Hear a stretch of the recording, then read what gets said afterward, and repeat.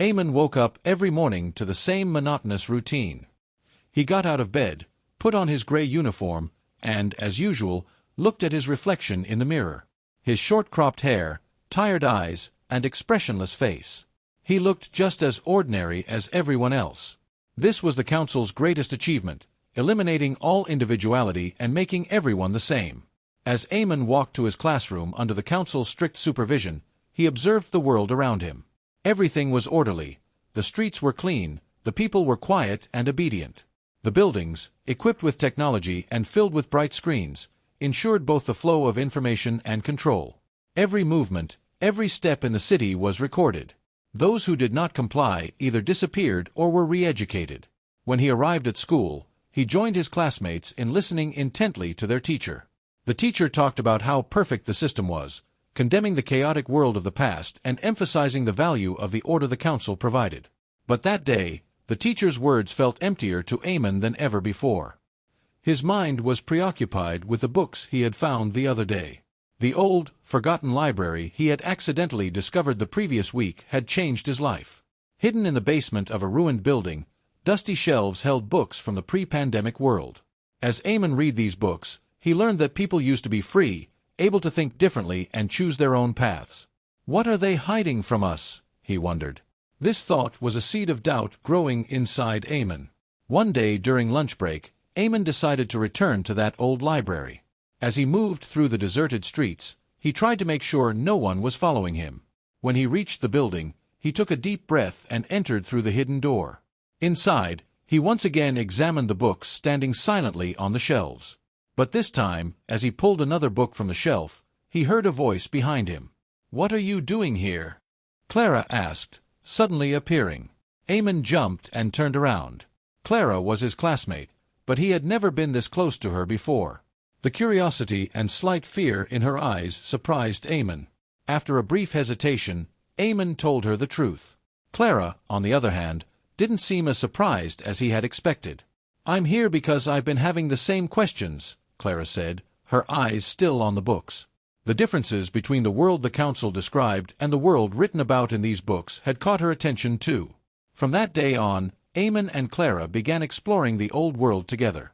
They discussed what they learned from the books, comparing it to what the council taught them. Each new piece of information brought them closer to a darker truth. The events of the past and the origins of the new order shaped under the council's control were much more complex and grim than they had been told. One evening, when they secretly met in the library, Clara showed Eamon a map she had found. The map marked an area outside the city. "There's something here," Clara said excitedly. "This place could be one of the council's facilities. We have to go there."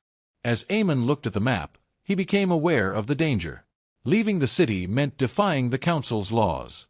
They knew what would happen if they were caught. But they were determined to take this risk to uncover the truth. The next morning, they began planning their escape from school to head outside the city. The journey would be dangerous.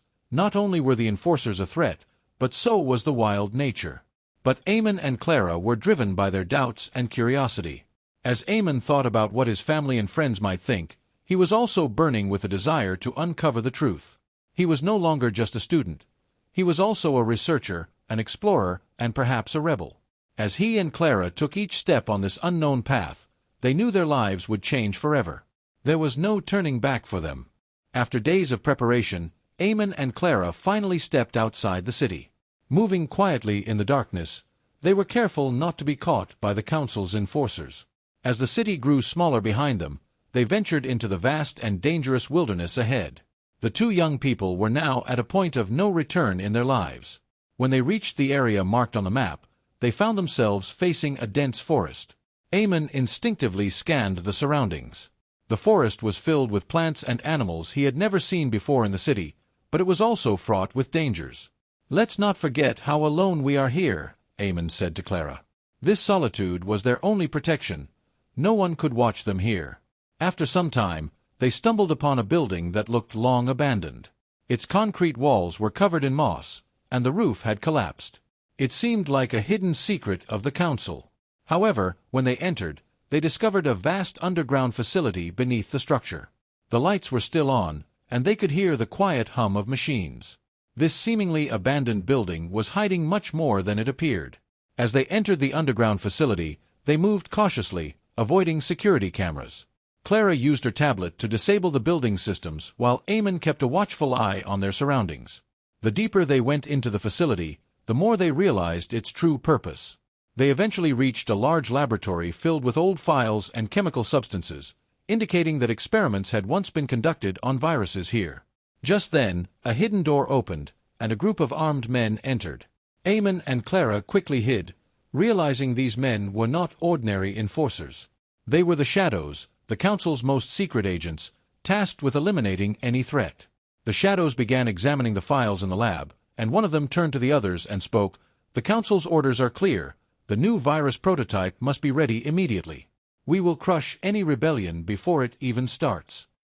These words sent chills down Eamon and Clara's spines. The Council was planning to create an even more deadly virus. Eamon's heart raced as he listened to the conversation. He realized how real and dangerous this situation was. Everyone in this world was at risk. This new virus was meant to eliminate any opposition completely. "We need to get out of here and tell others what we've learned," Eamon whispered to Clara. But escaping wouldn't be easy. As Clara's attention was diverted, one of the Shadows noticed them. An alarm suddenly blared, and the building quickly locked down. They now had to come up with an escape plan. Clara quickly turned to the computer, trying to hack the security systems and open the doors, while Eamon prepared to face the Shadows. Despite not being a trained fighter, Eamon acted on instinct. When one of the Shadows charged at him, he knocked him down by pushing over a shelf. But the Shadows were skilled and ruthless. Time was running out. When Clara finally managed to open the doors, the laboratory was on the verge of exploding. Eamon grabbed Clara and they sprinted out of the building. Smoke rose ominously from the facility, silhouetted against the city's lights. As they fled into the depths of the forest, they found themselves in a place they had never seen before.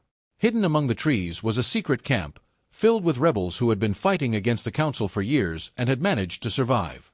Reese, a former scientist, was the leader of this group. When Reese heard about the information Eamon and Clara had, a dark expression crossed his face.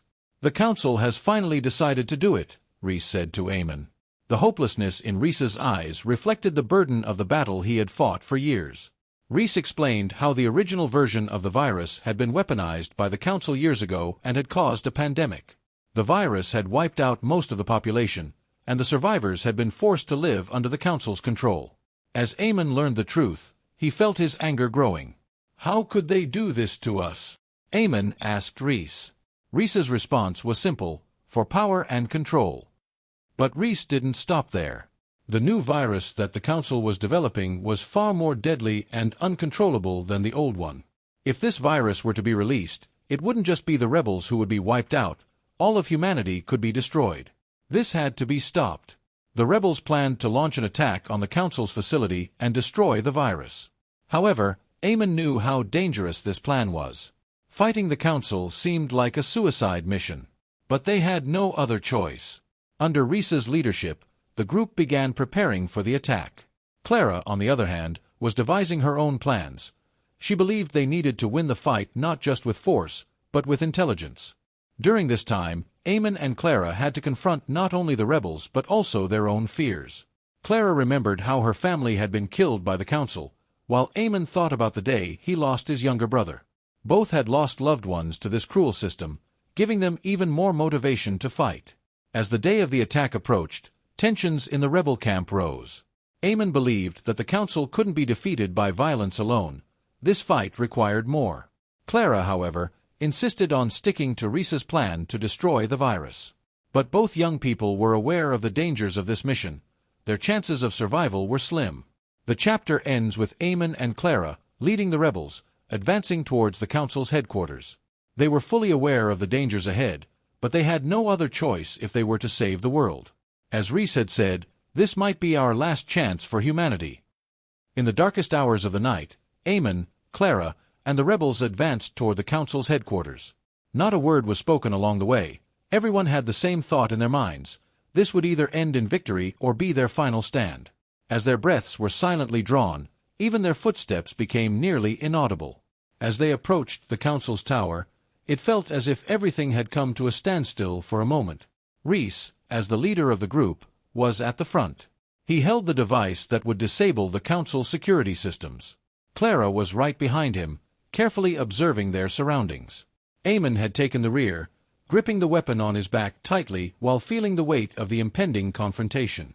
When the doors opened before them, the first phase of their plan had been successfully completed. Reese had managed to temporarily deactivate the security systems, giving the rebels a chance to infiltrate.